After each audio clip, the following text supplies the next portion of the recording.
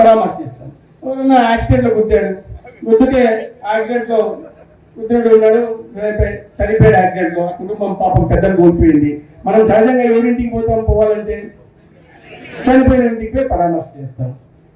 ఇంకోటి ఎవరన్నా ఓ మహిళను పోయి అవమానపరిచాడు, అసభ్యంగా ప్రవర్తించాడు, మనం మహిళ వెంట ఉంటామా లేకపోతే అసభ్యంగా ప్రవర్తించిన వాడు వెంట ఉంటామా?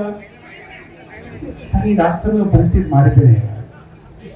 పరామర్శలు జరుగుతున్నాయి రాష్ట్రంలో. ఏం పరామర్శలు జరుగుతున్నాయి? నేను నెల్లూరు జైలు పోయినా పరామర్శ. ఎవరిని ఎందుకు పోయావా అంటే, బాగా ఊళ్ళో అందరినీ కొట్టాడు, మహిళల మీద తలకాయ మీద నరికాడు, పోలింగ్ బూతుల్లో ఈవీఎంలను పొగలు కొట్టేశాడు, కాబట్టి ఆయన పరామర్శించారు. గొప్ప విషయం, ఆయన గొప్ప.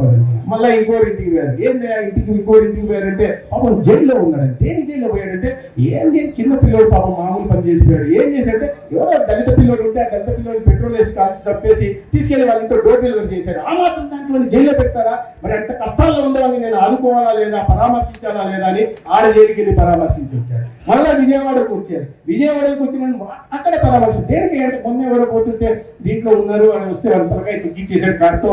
కాటువాడు తప్పి అన్నాడు. పోయినాడు పోతే పోయాడు, పాపం వీడు మావాడు, వీడు తప్పితే మాత్రం ఏముంది, వీడు చాలా గొప్ప వ్యక్తి అని చెప్పి వారి పరామర్శకు వెళ్తున్నారు. మళ్ళా మొన్న ఒకరు పోతే మొన్న ఒకరు అయితే అబ్బాయి తప్పు పాపం అబ్బాయి కొట్టాడు, ఇంకో కులాన్ని గమనించడం చనిపోయాడు. వీళ్ళ దగ్గరికి వెళ్ళేసి పాపం పిల్లోడు వాళ్ళకి ఏం తెలుసు అని, అయ్యా పిల్లోడు తప్పు లేదు, కరెక్టే జరిగితే అక్కడ కుటుంబం కోల్పోయిందే, ఆ కుటుంబంలో బిడ్డల భవిష్యత్తు కూడా అంధకారమైందే, వాళ్ళని పరామర్శించావా లేదా వాళ్ళకి ఏమన్నా సహకారం అందించావా?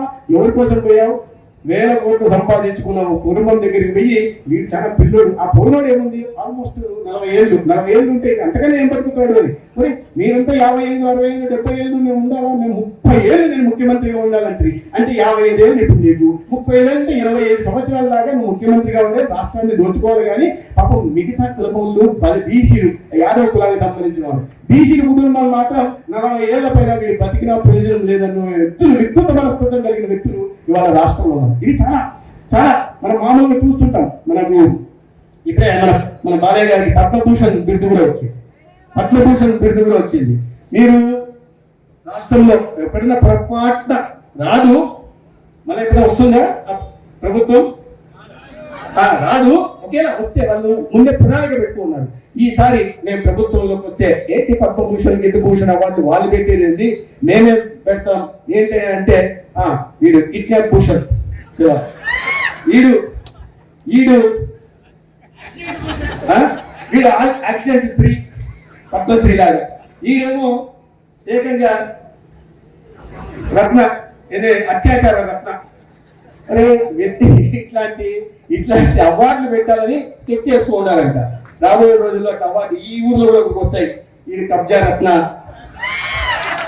అవార్డులు వస్తాయి. ఈడ కూడా అవార్డులు తెచ్చుకోవడానికి చాలా మంది ఉన్నారు. పోయి ఇప్పుడు పాపం డిఎస్సీలో అవకతవకలు జరిగాయని పోయి కూర్చుంటున్నారు. నేను చూసా ఫోటో చూసి ఎవరు దీనికి అంటే జెన్జీ అన్నారు.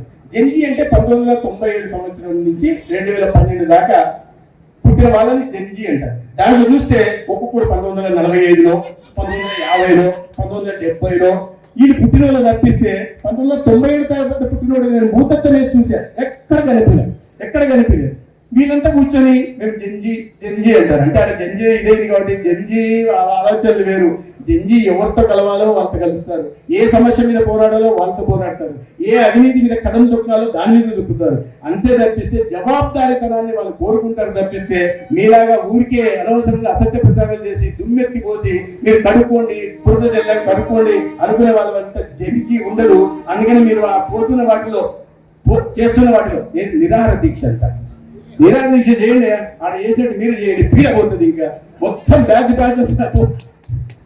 నేను కూడా చాలా ప్రజలు కూడా సంతోషిస్తారు. ఇటువంటి కార్యక్రమాలు ఇవాళ రాష్ట్రంలో జరుగుతున్నాయి.